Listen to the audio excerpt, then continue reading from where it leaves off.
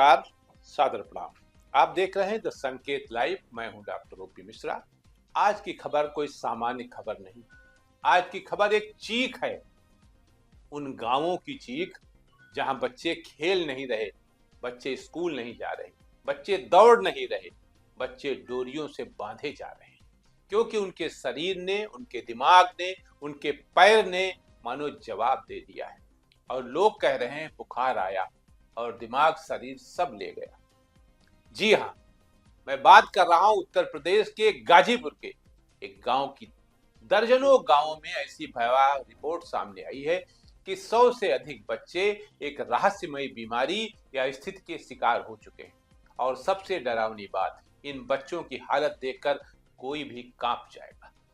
बच्चों के पैर सूख चुके हैं, कमर के नीचे का हिस्सा जवाब दे चुका है, दिमागी विकास रुक गया है, दौड़ने की कोशिश में गिर जाते हैं, चोटिल हो जाते हैं, और माता पिता मजबूरी में अपने ही बच्चों को रस्सियों से बांध कर रखते हैं ताकि वे खुद को चोट न पहुंचा दें। ये कोई फिल्म का दृश्य नहीं, न कोई फिल्मी डायलॉग है, ये ग्राउंड रिपोर्ट है। असली गांव, असली बच्चे, असली माता पिता और असली सरकार का सिस्टम। चलिए इस पूरे मामले को बहुत साफ तरीके से समझते हैं।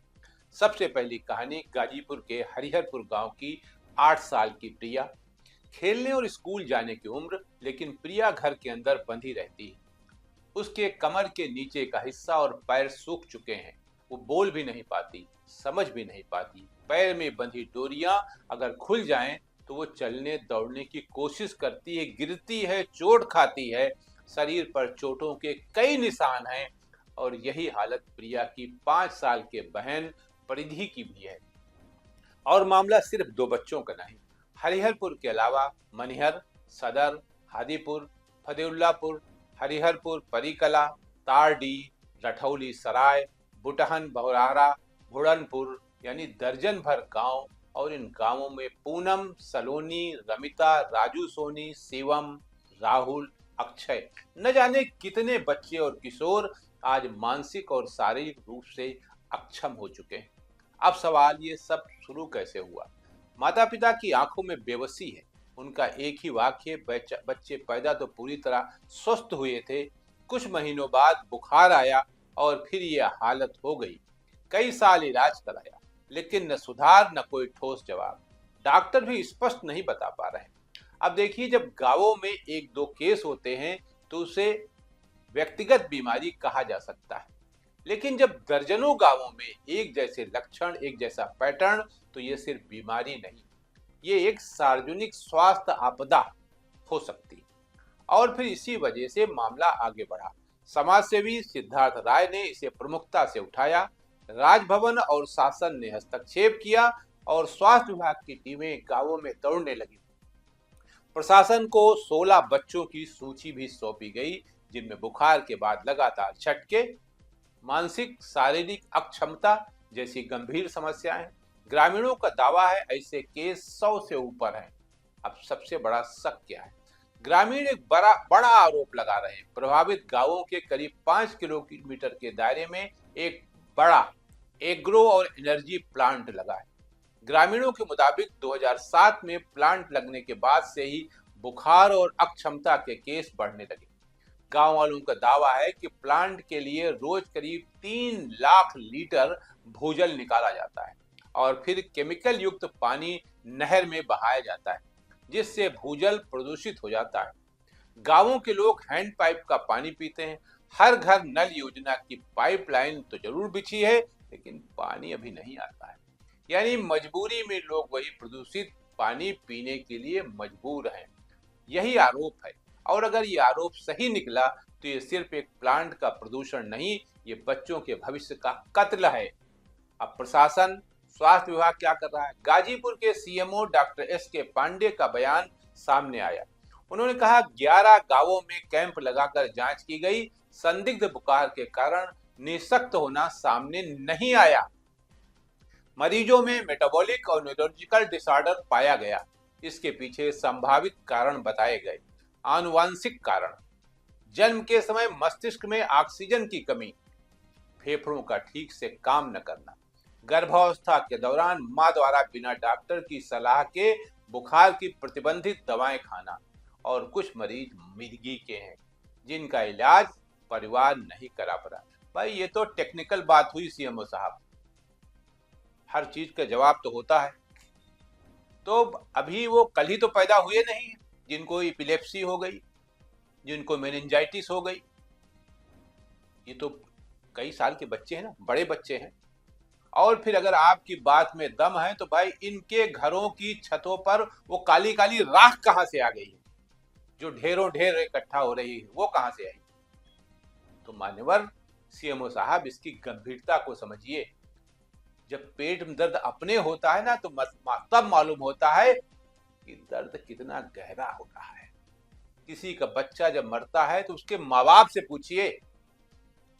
डॉक्टर तो ठीक है, रोज मरते रहते हैं उसके सामने, इसलिए उसके ऊपर कोई असर नहीं पड़ता है, लेकिन असर तो पड़ता है ना, किसी न किसी पड़ता है, माँ बाप पे पड़ता है। तो इसकी गंभीरता को समझिए। खाली ये कह देने से कि ये जन्मजात थे, इनके अंदर एनीमिक थी इनकी माँ, ये नहीं था वो नहीं था, ये तो टरका देने वाली बात है गांव की भाषा में। यानी प्रशासन का रुख ये है कि प्रदूषण से जुड़ा मामला साबित नहीं।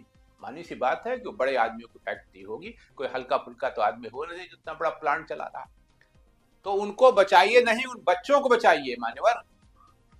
और ज्यादा मेडिकल जो जैविक कारणों से जुड़ा हो सकता है, लेकिन सवाल फिर वही, अगर ये आनुवांशिक है जैसा कि हमारे सीएमओ साहब कह रहे हैं, तो इतने गांवों में एक साथ एक बीमारी कैसे आ गई जो आनुवांशिक आप बता रहे हैं? हैजा फैलता था, लॉट के लाट फैलता था, कालरा होता था, थोक के थोक होता था, लेकिन ये क्या है? आप बता रहे हैं कि ऐसा हुआ वैसा हुआ। आप स्पष्ट करिए ना कि कौन सी बीमारी है, पता लगाइए ना, इसकी जांच होनी चाहिए ना। आप खाली इतना कह दें कि हाँ तो ये है, तो ऐसे नहीं बनता। ऑक्सीजन की कमी थी, तो फिर क्या हुआ? फिर आगे क्या हुआ? व्यवस्था क्या हुई? सरकार ने क्या किया? उत्तर प्रदेश में जगह जगह एम्स बनाए गए, कागजों बने हैं कि हकीकत में जगह जगह मेडिकल कॉलेज खुले, कहाँ हैं और क्यों व्यवस्थाएं नहीं हो पा रही? अगर जन्म के समय मान्यवर ऑक्सीजन की कमी है तो इतने बच्चे एक जैसे क्यों? अगर प्रतिबंधित दवा है तो पूरे क्षेत्र में एक जैसा पैटर्न कैसे?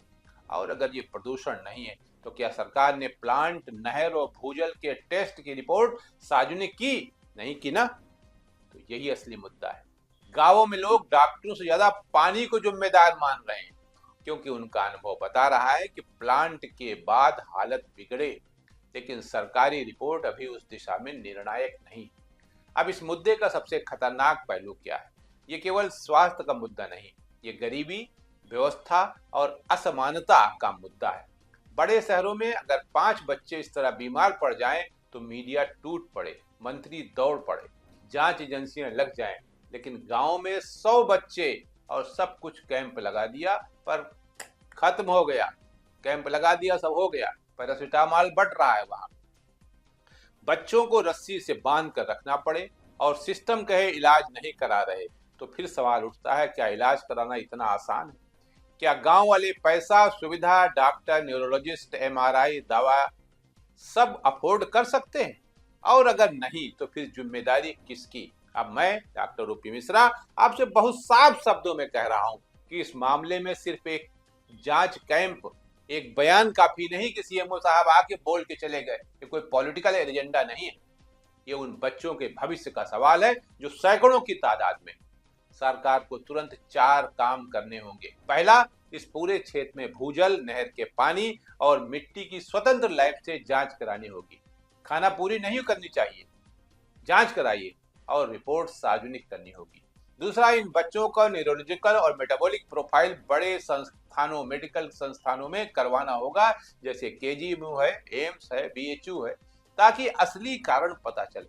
तीसरा, हर प्रभावित परिवार को फ्री इलाज, दवाएं और फिजियोथेरेपी की सुविधा तुरंत देनी होगी।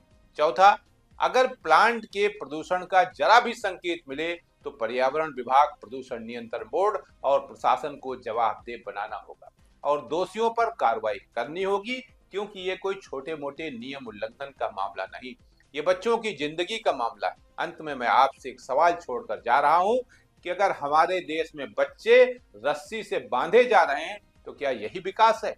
अगर स्कूल जाने की उम्र में बच्चे झटके खा रहे हैं, क्या यही डबल इंजन की सफलता है?